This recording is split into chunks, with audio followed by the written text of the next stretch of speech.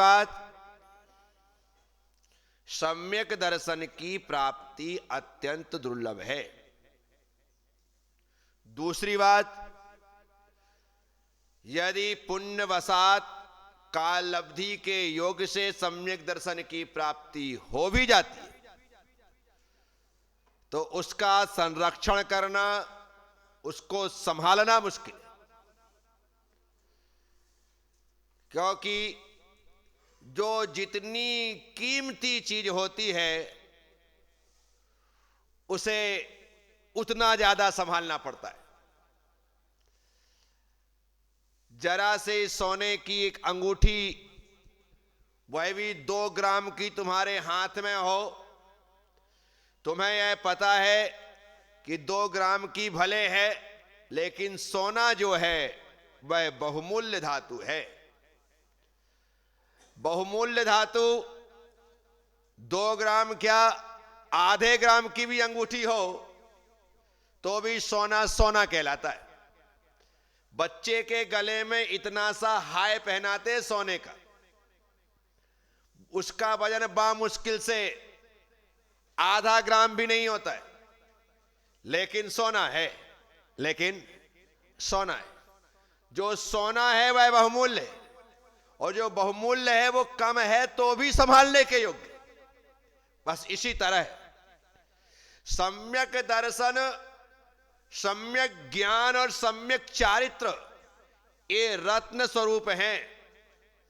इन रत्नों को यदि हमने ग्रहण किया है तो हमारा दायित्व होता है कि हम उन रत्नों को अपनी जान से भी ज्यादा ध्यान रखते हुए संभालें।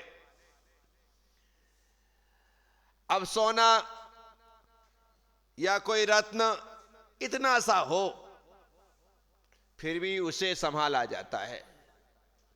बड़े अच्छे से लाल कागज में लपेट करके, पिंक कागज में लपेट करके, फिर डिब्बी के अंदर फिर दूसरा थैली के अंदर के फिर पोटली, ऐसा संभाल करके रखते।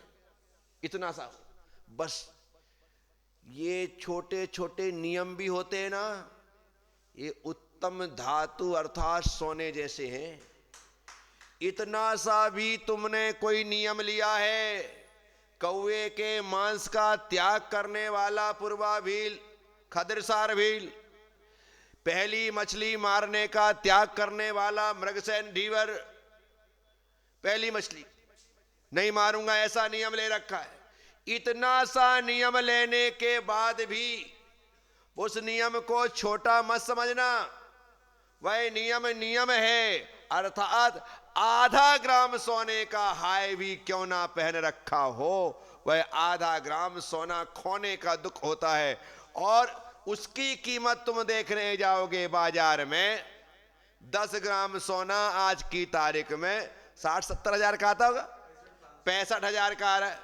अब 10 ग्राम 65 हजार का है तो 1 ग्राम 6500 का है, आधा ग्राम 3.5 अर्थात 3.25 हजार रुपए का है।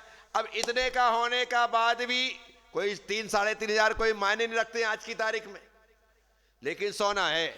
और उसके बदले में लाख रुपए का आपका एक हार है, लाख रुपए का इमिटेशन ज्वेलरी कराते ना, इमिटेशन ज्वेलरी होती है, डुप्लीकेट, वो लाख रुपए का हार। कितने का है? लाख रुपए। और ये सिर्फ हाय या एक पेंडल जिसकी कीमत मुश्किल से 3-5-10 हजार रुपए है, और वो लाख रुपए का।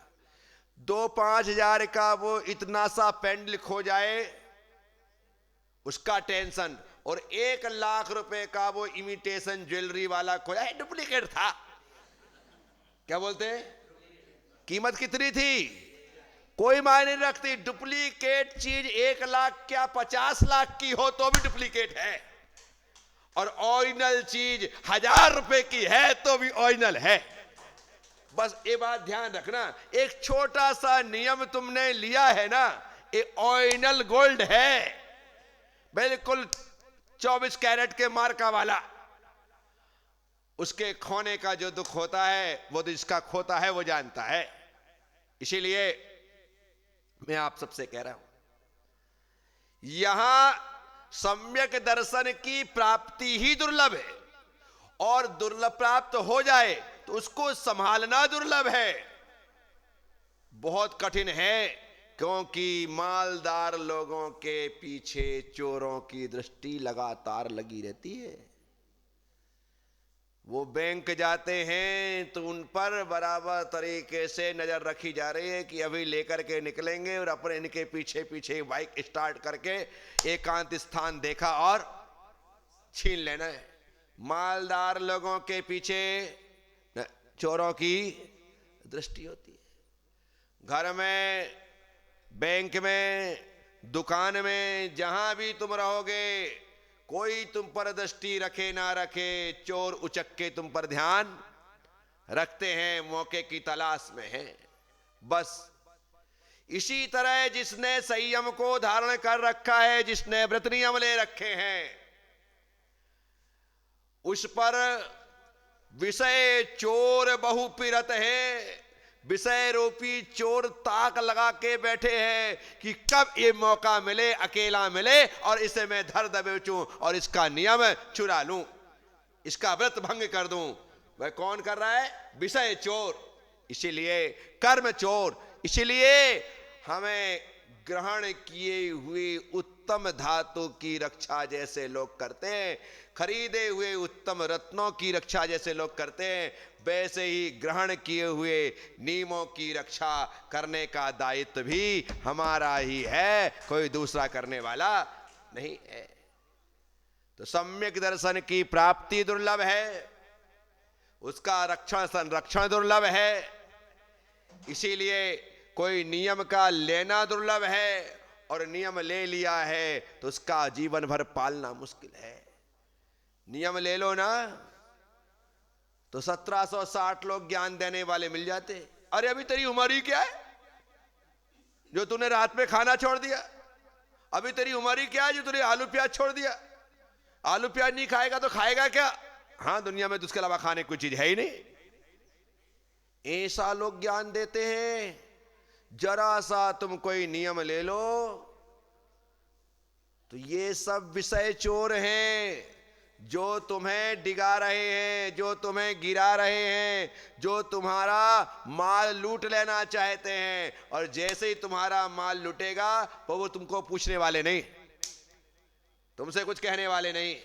तो इसीलिए यहां पर शंका, कांक्षा, विचिकित्सा, मूढ़ दृष्टि, अनुपगूहन, अस्थितीकरण, अवात्सल और अप्रभावना, ये शंकादि 8 दोष हैं। निशंकित, निष्कांक्षित, निर्विचिकित्सा, अमूढ़ दृष्टि, उपगूहन, स्थितीकरण, वात्सल्य और प्रभावना, ये 8 अंग है, अर्थात गुण है।